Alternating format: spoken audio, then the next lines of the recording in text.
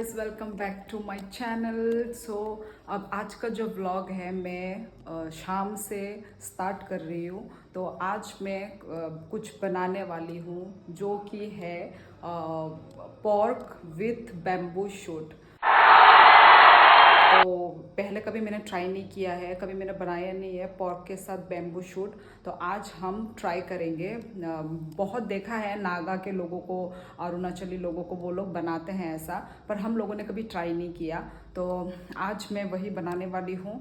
तो देखते रहिए मेरा रेसिपी कैसा बनता है, कैसा टेस्टी होता है कि नहीं, वो मैं आप लोगों के साथ शेयर करूँगी।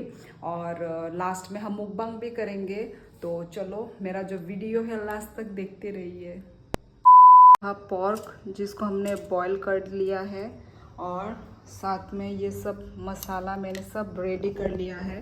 तो अभी कढ़ाई बिठाते हैं। तो कढ़ाई गरम हो चुका है ऑलरेडी। तो पोर्क को डाल देते हैं।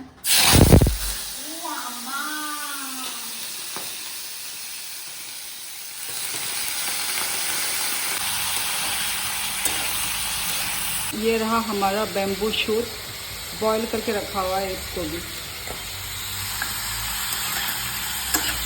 हमारा पेस्ट,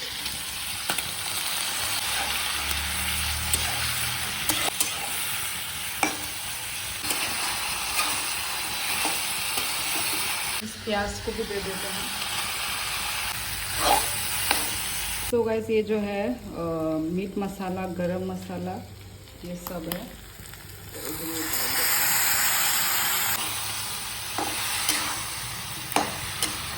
तो भी दे देते हैं।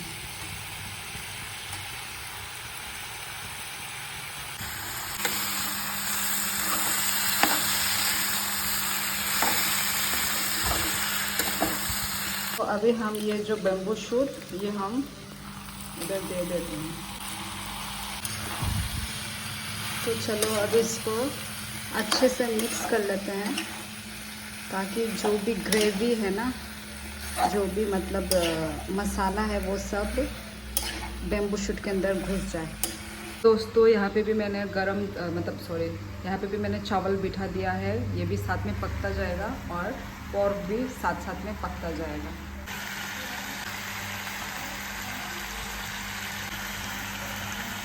दोस्तों, अभी गर्म पानी देने का टाइम आ गया है।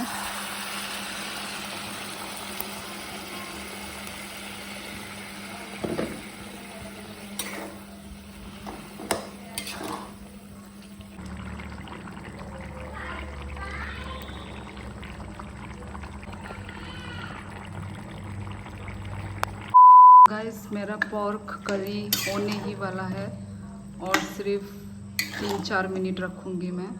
ये देखिए, सारा ग्रेवी जो है, सारा जो पानी सूख चुका है, बस और थोड़ा सुखाऊंगी मैं।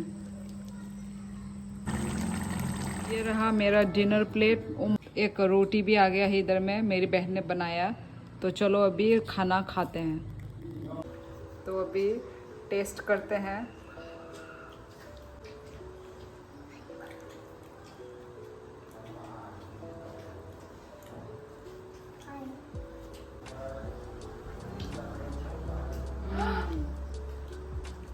टेस्टी हुआ है।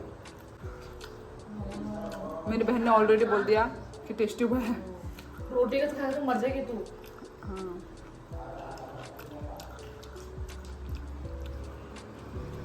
रोटी तो टेस्टी लग रहा है। मसाला अच्छे से घुसा है पूरा।